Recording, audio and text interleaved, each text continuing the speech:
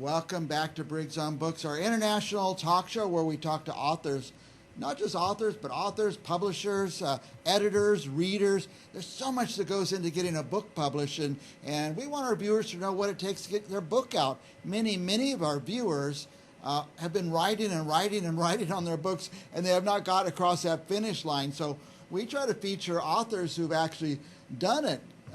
Wrote the book, finished writing the book, and they got across the finish line. And to that end, our next guest is all the way from New Mexico. Welcome, Fred Pilcher. Welcome, Fred. Oh, thank you, Mike. Let me say it's an honor and privilege to be on your show. Well, thank you. We're excited to have you because you're a man who's worn many hats. You're actually a physics professor. Well, I was for many years. I'm retired now. Went into a second career as astronomer and decided that, well, I got a vivid imagination, and the idea came to me, a beautiful princess. Her land is being ravaged by an evil sorcerer. Well, you spent much of your life looking for hard evidence, very clear evidence of things, and now you've totally gone the other way, and it's all, you're working in fictional realms? Well, I've had a rich imagination all my life. I mean, I was already imagining going to the moon and Mars even before Sputnik. Fast forward a few decades, I'm a physics and astronomy teacher. I've learned the art of critical thinking. I've learned how to follow the evidence where it leads. Yeah. We got so much disinformation today, and I'm not perfect, but I'm pretty good at distinguishing it. But at the same time, I kept on reading science fiction and fantasy. Just know the difference between them. You know the difference. By the way, for our viewers, here's Fred's book cover, Agatha, the Beloved Queen. Yes? And before we jump into that, let me ask you about Astronomer. Is this stuff that's been happening in the with the eclipse and with the northern lights, does that fall under astronomy? Oh, yes, very definitely. The major solar flare about 3 years ago just disrupted the Earth's magnetic field, flooded the upper atmosphere with high-energy particles, and so we got these beautiful auroras. Yeah. I would imagine you did not see any down there in New Mexico. We don't see them this far south. Yeah, but some people here in California got to see them and were very excited about it. Well, I'm pleased. It's a good show. Yeah, more than worth watching. Yes. Now, you made this jump to fiction. Now, tell me about Agatha, the Beloved Queen. Well, Agatha, the Beloved Queen, was born to a widowed queen. As an infant, her fairy godmother came to her within an hour after she was born and told her mother, "As you love your child, I give her the gifts of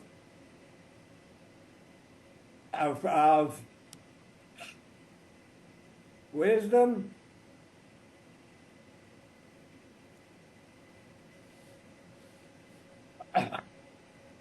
I give her the gifts of wisdom, compassion, and perception of character. Wow. She can become the greatest queen Agatha has ever known." Now, on my very first page, you see, I made a promise to my readers. Well, I'll leave it to you readers to decide whether or not I fulfill it. Okay. 20 years later, the evil sorcerer comes, kills the queen. Agatha escapes and goes into hiding. And her fairy godmother comes to her once more and says, "I cannot alone defeat the sorcerer, but I can protect you. Magi can do you no harm." Magi has also destroyed the kingdom of Juan, a country with a climate similar to yours. The crown prince of Juan, Olaf, survives. He will come to you, but he must not identify himself to you. When you identify him and make love to him, Magi will be destroyed. But you must identify him on your first attempt. You will not get a second chance if you make love to anyone else ahead of Olaf. Magi's evil will last forever. So the screws are on. I don't think it's any great spoiler to say that she does identify him because it's only a quarter of the way through the book. Yeah. But I won't tell you how. You'll have to read the story to find out. Yeah. That's intriguing, Fred. Now tell me about the realm that this princess or queen lives in. Is it a totally The realm made up is realm? It's set about 600 years ago. Okay. Xana is a mythical land. It's on the seacoast in the tropics, has a warm climate. People who know medieval history can recognize the setting. I talk about the great Eastern Kingdom, which is China. I talk about the island kingdom far away, which of course is England, and don't use those words. People can identify them. It's a 15th century setting. Okay. That is great. I love that period anyway. Now, Fred, who's this written for? Who should read this, or who can't read it, for example? Well, it has some adult scenes in it. It should be 18 plus. Okay. Not everybody will like it. If you admire strong women and your sympathies are with the common people ahead of the fabulously wealthy, and a few adult scenes and a touch of fantasy enliven rather than detract from the story, then I think you're pretty sure to like it. So those are the type of people to whom I recommend the story. Yeah, I was being a little sarcastic because there's this giant audience out there that loves this genre. Well, I think there's a lot of popularity of strong, compassionate women these days. One of my reviewers said that she thought Queen Agatha was a model of common sense rule. Wow. That's good. Well, this is the age of strong women, and I think that's a good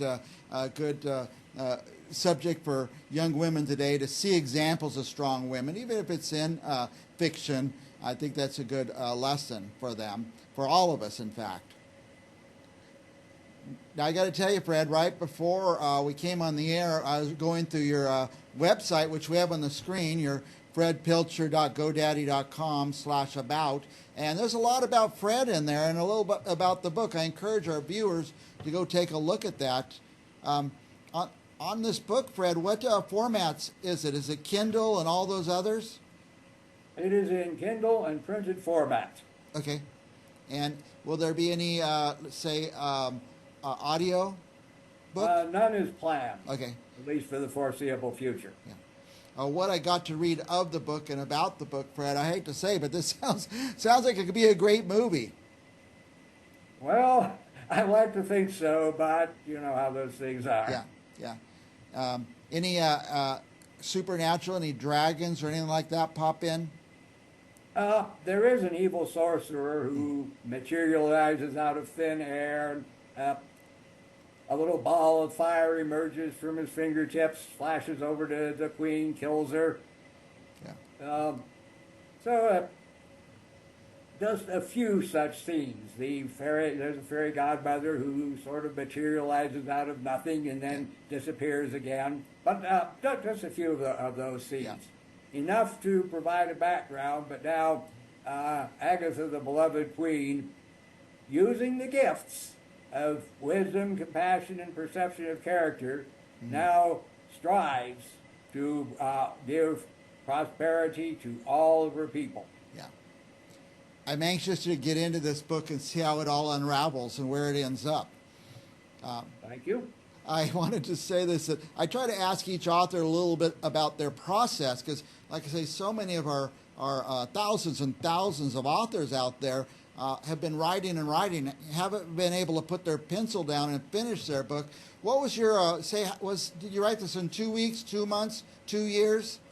Oh, 2 or 3 years, including everything.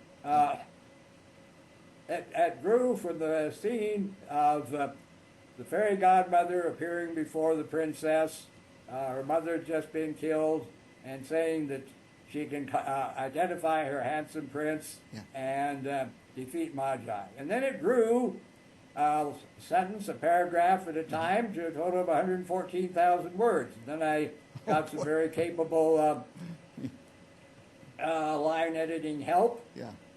And finally, it was ready to go. Yeah. Now, did you know the whole story, or did it just build as you were writing? It built the sentence, a paragraph at a time, and as it built, I added the sentence or a paragraph maybe in some cases the whole chapter in the appropriate place of the book. Yeah, that sounds like an adventure in itself, unraveling right before your eyes.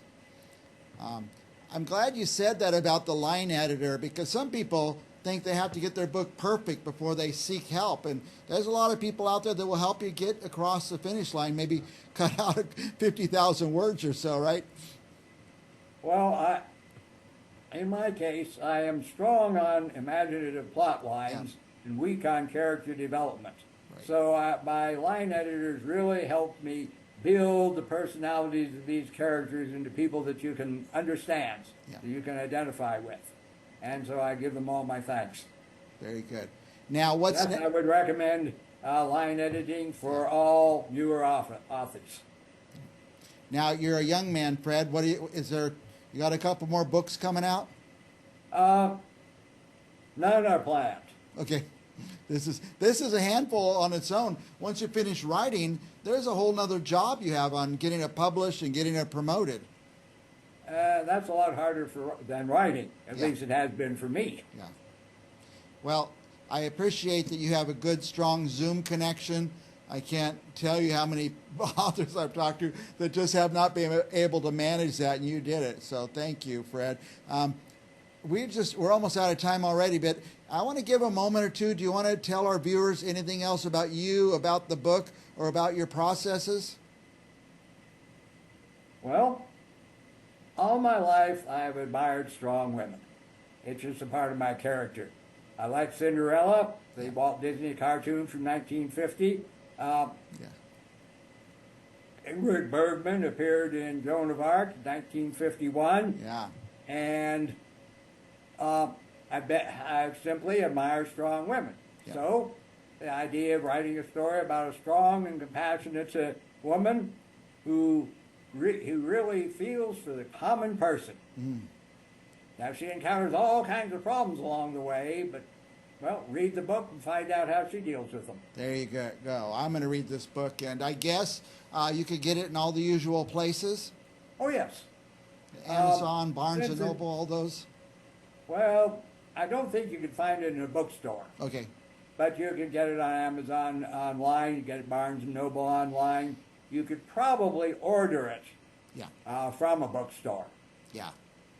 I don't promote one site over another, but man, I have that Amazon Prime. I push the button, it shows up at my house, and it's pretty easy for me. Fred, thank you so much for taking the time all the way from New Mexico to talk to us this morning. And as I get the book and read it, I think we're going to invite you back again. Well, I certainly want to thank you for the honor and privilege of appearing on this show. Yeah. And again, I want to give all of you audience my good wishes. All right, and here's the May cover. all farewell. This is the cover again. Agatha, the beloved queen. Fred Pilcher is the author. Ordered. By the way, Fred, I'll say this last thing. I say this all the time. If you go and order this book, don't just click and order one. Click 5 times and order 5 of them. Give them away to some people. You always have to give gifts throughout the year, and what a great and very inspiring book to do that with. Thank you so much, Fred. Thank you, Mike. And for our viewers, don't go anywhere. We will be back with another author right after this.